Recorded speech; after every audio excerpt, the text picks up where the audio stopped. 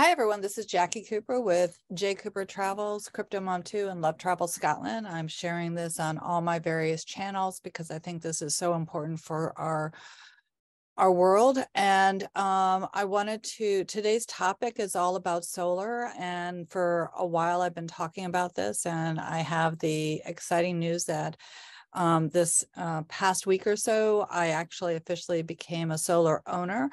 And I'm really excited. I'll be sharing pictures of the panels going up on my roof, and it was super easy. And as a result of my going solar and my, caring about why we should go solar, I also decided in full transparency to become an affiliate with the company that put the panels on, Power.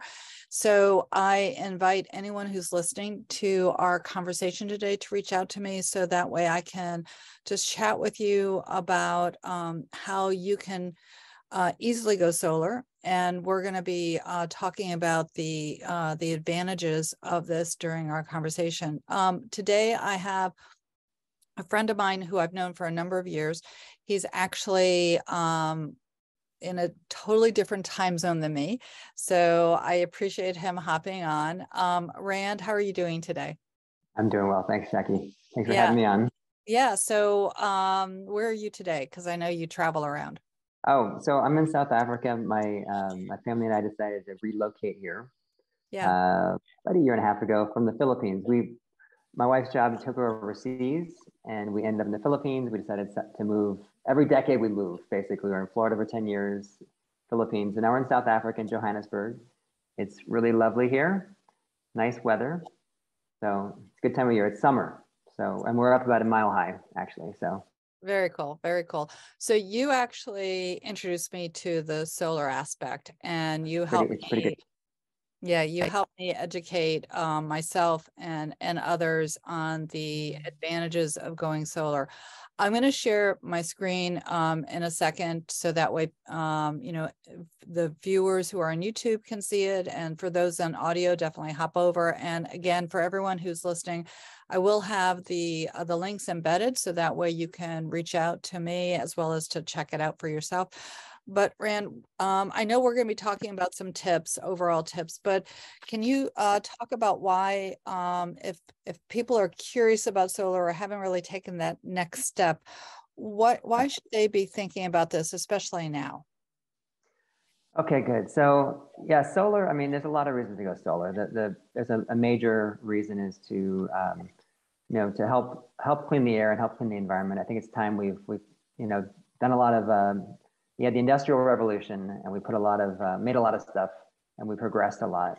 But now I think attention is turning back to the problems we've created, and maybe the ways we're going about it is not really as sustainable as it could be. So solar is a way to kind of clean the air. There's less emissions from burning fossil fuels, and that's the first reason. On a more personal level, and this is really where the growth curve is taking off, is that energy rates, electricity rates are up about 14, 15% year over year. That's really high. In Florida, they're doing rate hikes this year. You have all these factors happening. A lot of people are moving to certain states, and that's creating more demand. You have extreme weather events, and those costs are put on the homeowners. You have a lot of various other factors, even interest rates going up to try to rein in inflation. A lot of these utility companies have a lot of debt on their books. So there's a lot of things that really show that the future is going to be, even if inflation gets under control, that energy inflation, electricity inflation is going to keep going up. Right now at 14% a year, whatever around that, in about 5 years, your power bill will double. Now it should come down from that, but let's say it doubles in 10 years. So really, when you look at solar from an economic point of view, you're basically taking an ever escalating power bill that's inflation exposed. It goes up every year.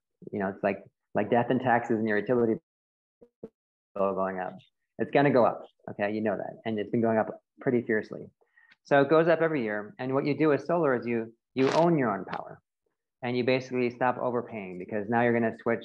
Typically, you'll take your existing power bill, let's say it's $250 a month, and you'll swap it for a solar payment. And that solar payment is now today $250 a month.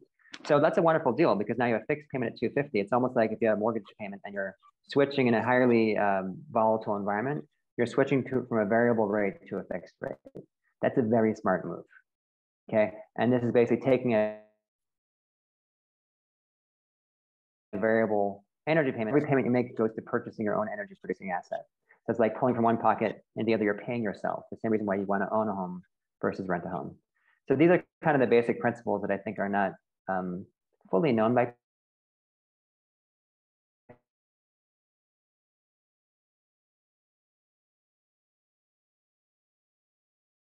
So I'm going to hop in for a second. People, cost zero affects. Yeah, no, it's okay. I'm going to hop in for a second and just kind of mention that, you know, depending upon, you know, where you're located, there are definitely, you know, tax advantages to doing solar, and just knowing that you're, you know, owning your own power. I want to go over to some of the tips that you wanted to share. So do you want to share your screen, and we're going to give everyone some tips on how this also can, you know, from the global picture, why you need to be looking at this.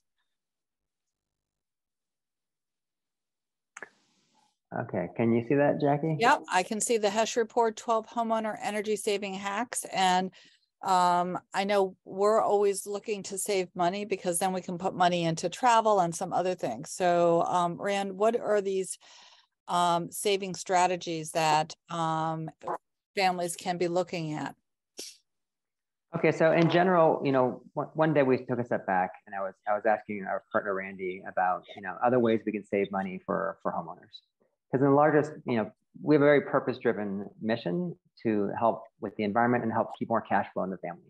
There's the two things that solar do that are very meaningful.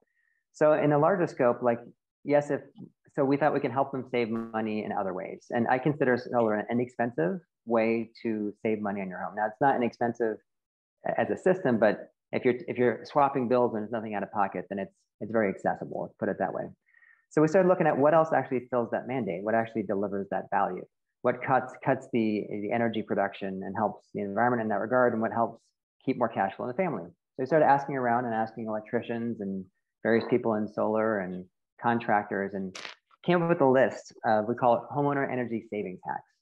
Now, these are things that, you know, obviously we wouldn't make money on. In fact, it's a little counterintuitive for a solar company to promote these, because if we help save you money in electricity and you use less electricity, there's less panels on your roof. But it does fulfill our mandate. We're perfectly happy to show value and help out. So these are things that are, you know, go through them, that will help you, you know, a couple $100 very inexpensively to shave off on your overall power production. You can hire a handyman. You can call TaskRabbit, which is a little app you can use, handy person to come and help you out, or you can do it yourself if you're pretty handy yourself. So the first one, this was interesting. Install foam wall plate sealers behind each electrical wall plate. So on the walls on the outside of your home, you know, you're basically trying to create a thermal envelope. Okay, those things are little pockets that will just drain, you know, heat or cool air out of your house, and, you know, vice versa, and bring the hot air in or the cool air in. So it also has the advantage of preventing pests from crawling in. But this is the light switches, the outlets, and it's literally just a little foam seal that you take the screws off and put it in there. They're super cheap, and you just put them in all your outlets, and it can save you about 4 to 10% in your power bill. That's pretty remarkable. Now, some people have, you know, insulation, but it might be a little older. They might 10, 20 years, and the technology has increased quite a bit. However, when you do, this is number 2, by the way. When you do insulation, it can be expensive. It can be a couple $1,000, $3,000 to $4,000. But you can just get this reflective radiant barrier insulation. That's kind of like the astronaut blankets, the blankets you have, the really reflective ones you can have in your emergency kit in your car.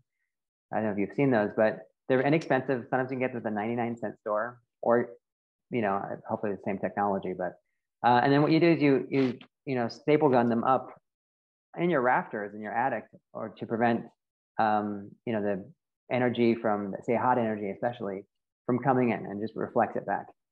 That can save you about 5–10%. Another one, now you can get a timer often from your electrical company, and a time thermostat. You can get a thermostat from them. Sometimes they're free or they're discounted. And you can, when you leave, you can remotely with an app typically, or just, you know, set it to go down. And over an 8-hour block of time, you'll save about 1% for every degree you turn it down. For an 8-hour block of time, you'll save about 1% of your power bill. So if you drop your temp by 10% over 8 hours, can result in as much as 10% savings in your power bill. So just not using it when you're there and having the technology to do so, it's definitely readily available, and that's inexpensive to put in. So another one, get a tankless, actually I jumped ahead. That's There okay. we go.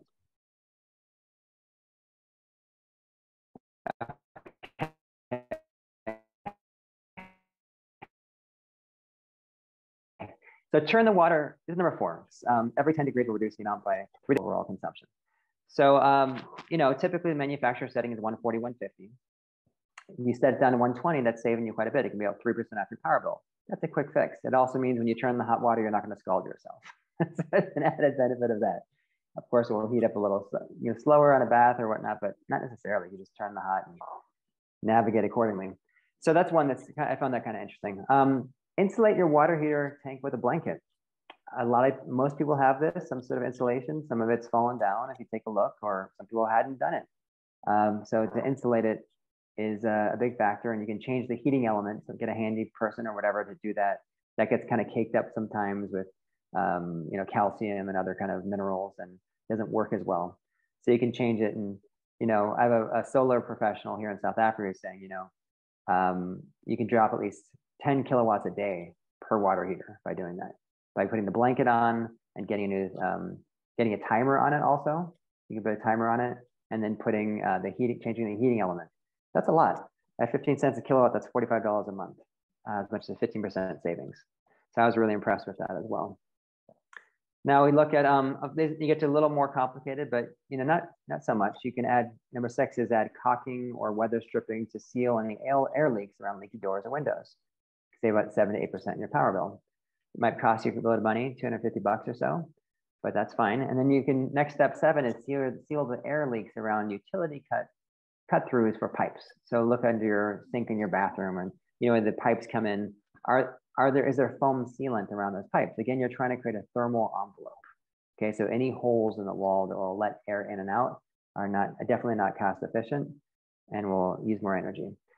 So fireplace, this is a kind of fun one. I actually laughed at this one because you can access the fireplace for any efficiencies and consider using ceiling balloons that can save as much as 10%.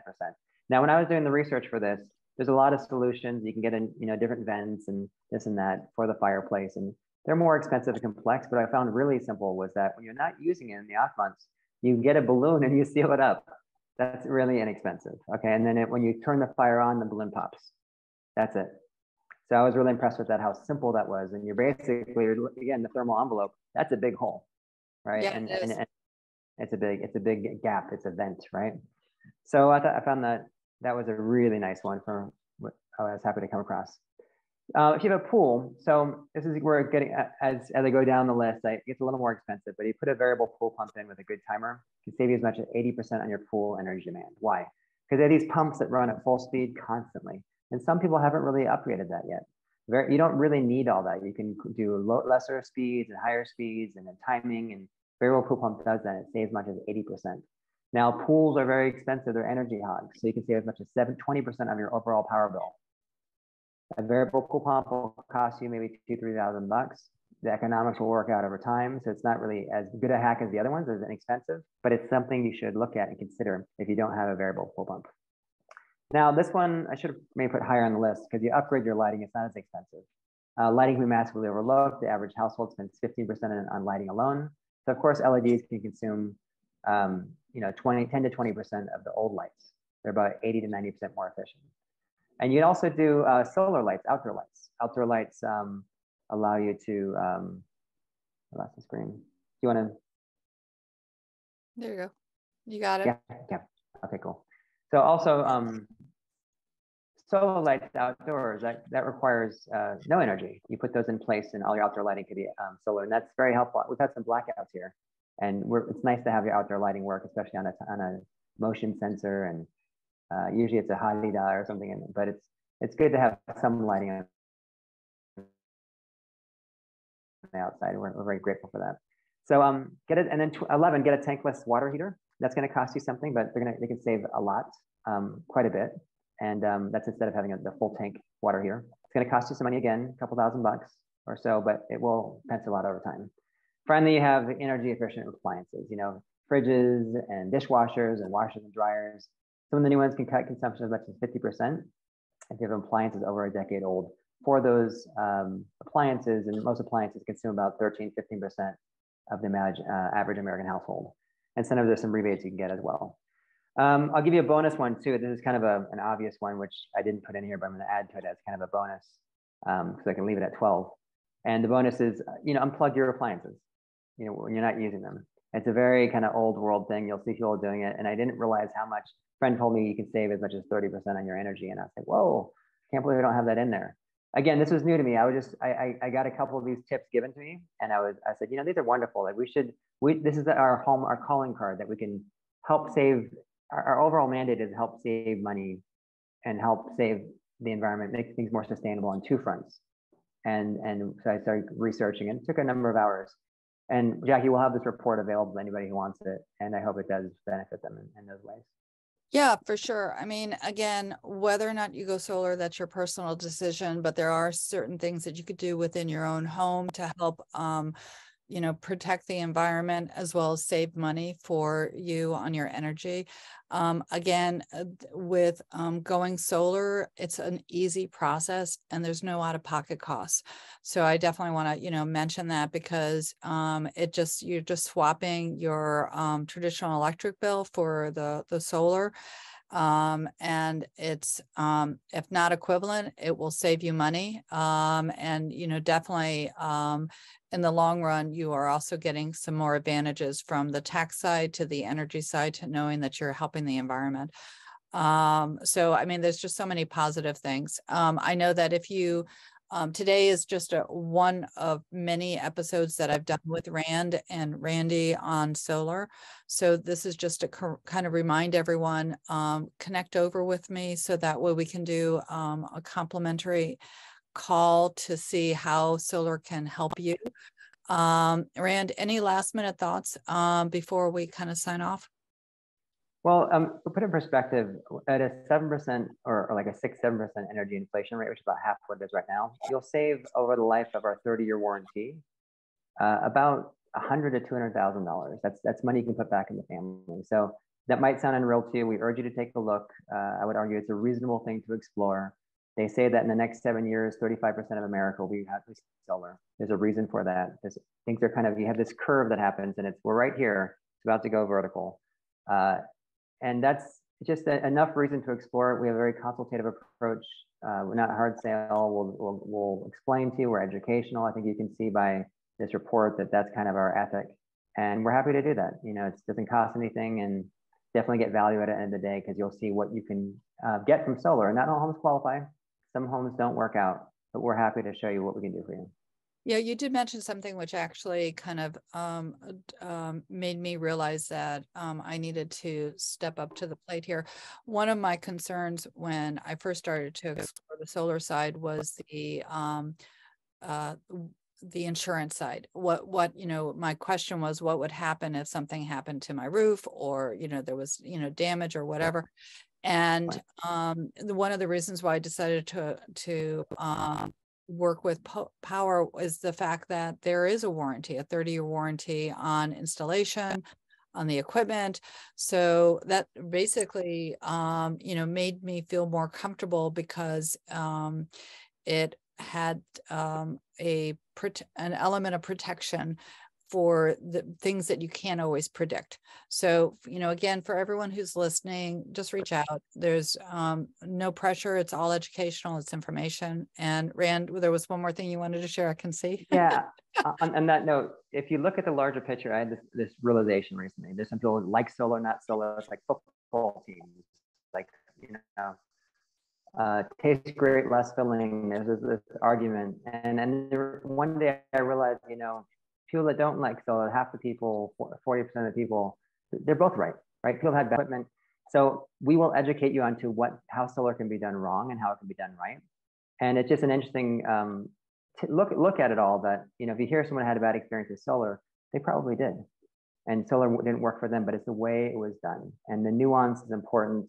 All the boxes checked, the warranty is a big factor, the insurance. And we can explain all that in a call. So if it's done right, it's remarkable. And if it's done poorly, if you hear any negative things about solar, it's gotten out there. That's why. it can be done wrong and it can be done very right. Those are both true statements. Yeah, And that kind of clears the clouds a little bit, I think, for people. Like, I heard it's good, I heard it's bad. And the fact is both those can be true at the same time. Like a quantum computer, you know, both can be true simultaneously. It's not one or the other. Very, very true. Very true. So I appreciate the 12 hacks that you shared. And for everyone who's listening, again, just reach out. I'm happy to send over the PDF so that way you can implement it within your own home. Rand, as always, I know we're going to have many conversations coming up. And everyone who's listening, definitely remember, you know, on all my shows, I always say, be kind to yourself, be kind to others. We're all interconnected and we're all part of one world. So have a great day. Thanks, everyone.